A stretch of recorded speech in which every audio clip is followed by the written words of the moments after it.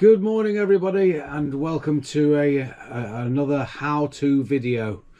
So this is something that took me, when I first started this job, it took me a year, 2 years to get good at doing mastic work, doing silicone work, and I tried all sorts of methods and that everybody else recommended, but I've settled upon this one method now, and it very much works for me. So in the first instance, this video is how to apply the silicone the way I do it, but I didn't get down how to remove silicone. So to start with, if you use multi-solve, if you spray that onto the old silicone and wait 10 minutes, it starts to dissolve the silicone, and it makes it a lot easier to get off. So I use a Stanley knife. So I cut in horizontally and cut in vertically to get the majority of the silicone out. You can then apply another layer of multi-solve, and then you just start scraping it away with a sharp chisel. Now, you know, a bath is harder than you think, so you can, if you put the flat piece of the chisel onto the silicone, you can scrape it away without damaging the bath, and then you put it vertically to scrape away the silicone on the tile or the shower panel. So and it's critical to get this cleaned up. It has to be back to as it was.